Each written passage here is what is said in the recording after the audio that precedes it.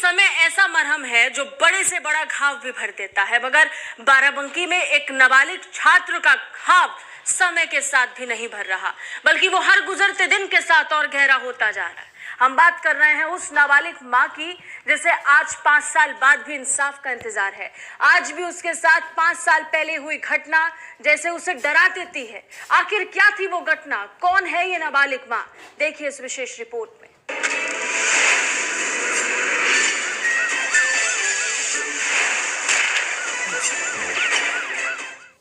वो एक बेटी है, लेकिन कसूर बस ये है कि वो एक गरीब की बेटी है।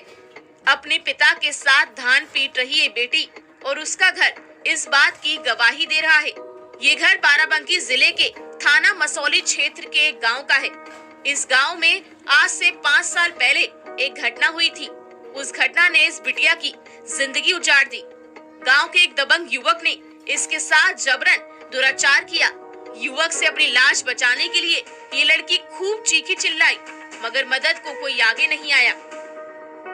ना ही उस वहशी दरिंदे को इस बिटिया पर दया आई। अपनी हवस का शिकार बनाने के बाद युवक ने इस गरीब लड़की को धमकी दी कि अगर ये बात किसी को बताई तो वह उसे और उसके परिवार को जान से मार देगा। परिवार में अनहोनी की आशंका से लड़की चुप रही, मगर ये बात तब खुलकर सामने आ गई जब लड़की के पेट में अचानक दर्द उठा। लड़की दर्द का इलाज कराने डॉक्टर के पास गई, तो जांच के बाद डॉक्टर ने लड़की के गर्भ के बारे में पुष्टि की।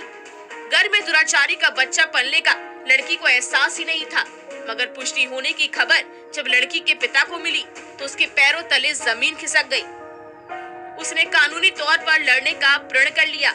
इस नाबालिग लड़की और उसके पिता ने मन से डर निकालकर न्याय के लिए पुलिस से गुहार लगाई और पुलिस में शिकायत दी, जिसके बाद पुलिस ने आरोपी को गिरफ्तार कर जेल भेज दिया। मगर कुछ महीने बाद ही आरोपी जमानत पर छूट गया। उच्च न्यायालय में दोषी दुराचारी का मामला विचाराधीन है, मगर न्यायालय ने लड़की के पक्ष में कुछ आदेश दिए, जैसे उसकी मुफ्त पढ़ाई और उसके परिवार की सुरक्षा के साथ 16 लाख की धनराशि भविष्य के लिए जमा करने के संबंध में आदेश दिए गए। इस दौरान समय के साथ नाबालिग लड़की बिन ब्याही मां बन गई। नाबालिग मां बनी छात्रा की पढ़ाई न्यायालय के आदेश पर एक आवासीय स्कूल में जारी रही। आज ये लड़की 10वीं में पढ़ रही है। कोरोना की महामारी में स्कूल बंद हो जाने की वजह से ये छात्रा अपने गांव आई है, लेकिन यहाँ उसे पुरानी यादें रह रह कर सता रही हैं। नाबालिग लड़की से जब बात करने की कोशिश की गई, बहुत कुरेदे जाने और साहस दिलाए जाने के बावजूद वे डरी और सहमी हुई है। वो अपने मुंह से कुछ नहीं बोल पा रही है। लड़की के पिता ने बताया कि वे सरकार से मांग करते हैं कि आरोपी को सख्त सजा मिले, क्योंकि उसने उनकी बेटी की जिंदगी तबाह कर दी। दबंग युवक की ओर से उन्हें मुकदमा वापस लेने के लिए अक्सर धमकी मिलती रहती है, जिससे वे काफी डरे हुए हैं। इस मामले को देख रहे पीड़िता के अधिवक्ता इशरत अली ने बताया कि 2015 में इस नाबालिग लड़की के साथ दुराचार हुआ था, जिसके बाद ये मां बन गई थी।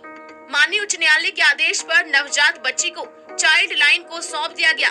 माननीय उच्च न्यायालय ने महत्वपूर्ण निर्णय देते हुए लड़की की शिक्षा और सुरक्षा के आदेश दिए थे और कहा था कि स्थानीय पुलिस नियमित रूप से उसके परिवार से मिलकर उन्हें सुरक्षा के लिए आश्वस्त करे, मगर स्थानीय पुलिस ऐसा नहीं कर रही है।